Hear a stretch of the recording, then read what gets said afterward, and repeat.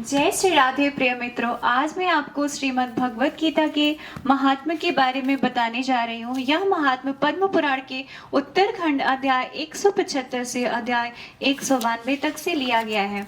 तो ये हमारे श्रीमद् भगवत गीता के पहले अध्याय का महात्म्य।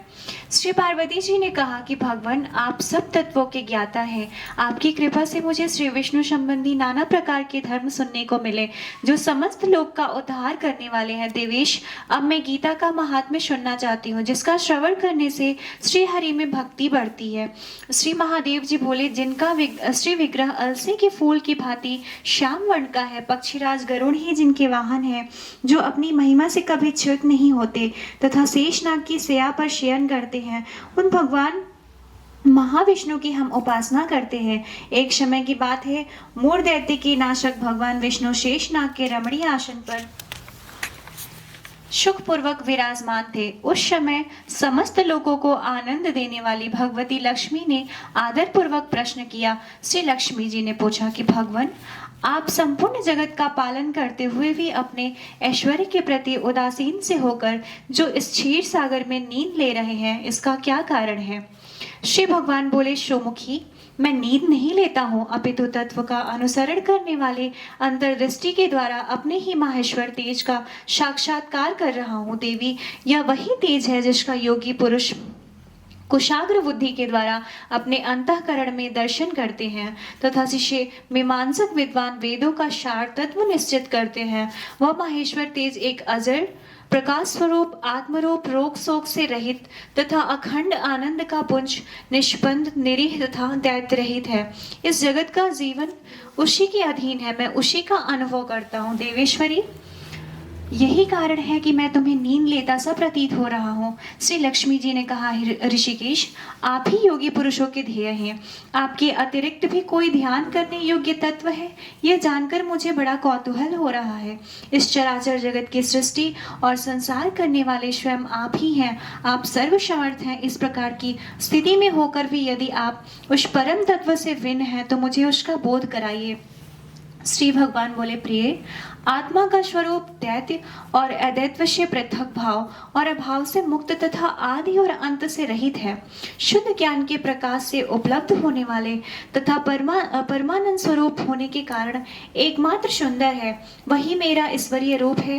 आत्मा का एकत्व ही सबके द्वारा जानने योग्य है। गीता शास्त्र में इसी का प्रतिपादन हुआ है।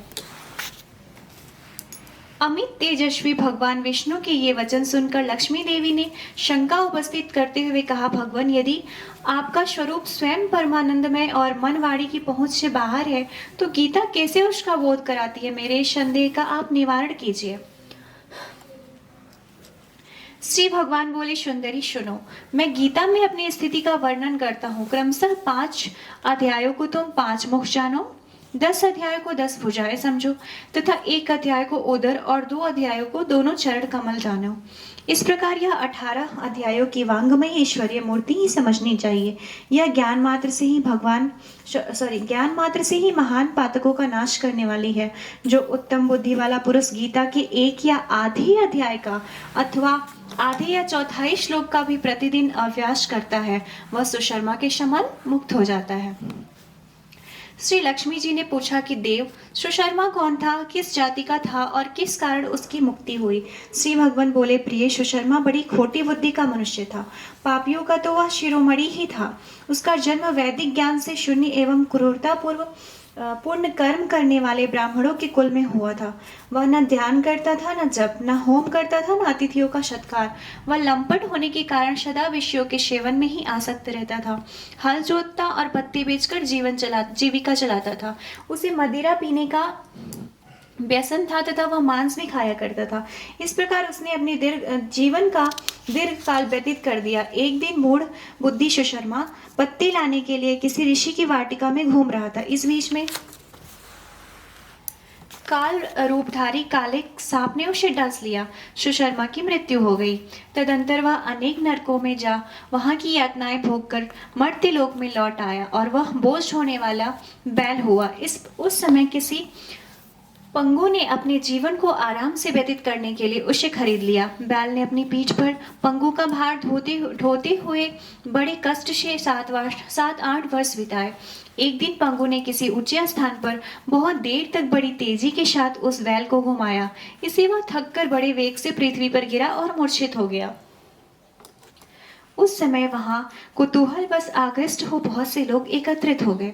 उस जन समुदाय में से किसी पुण्यात्मा व्यक्ति ने उस बैल का कल्याण करने के लिए उसे अपना पुण्य दान किया। तत्पश्चात कुछ दूसरे लोगों ने भी अपने अपने पुण्यों को याद करके उन्हें उसके लिए दान किया। उस भीड़ में एक वैश्या भी खड़ी थी। उसे अपने पुण्य का पता नहीं था, तो भी उसने लोगों की देखा देखी उस बैल के लिए कुछ त्याग किया। तदंतर यमराज के दूत उस मरे हुए प्राणी को पहले यमपुरी ले गए। वहां यह विचार कर कि यह वेश्या के दिए हुए पुण्य से पुण्यवान हो गया है, उसे छोड़ दिया गया। फिर वह भूलोक में आकर उत्तम कुल और शील वाले ब्राह्मण के घर में उत्पन्न हुआ। उस समय भी उसे अपने पूर्व जन्म की बातों का स्मरण बना रहा। बहुत दिनों के बाद अपने अज्ञान को दूर करने वाले कल्याण तत्व का जिज्ञासु होकर वह उस वेश्या के पास गया और उसके दान की बात बतलाते हुए उससे पूछा कि तुमने कौन सा पुण्य दान किया था। वेश्या ने उत्तर दिया कि वह पिंजरे में बैठा हुआ तोता प्रतिदिन कुछ पढ़ता है, उससे मेरा अंतःकरण पवित्र हो गया है। उसी का पुण्य मैंने तुम्हारे लिए दान किया था। इसके बाद उन दोनों ने तोते से पूछा,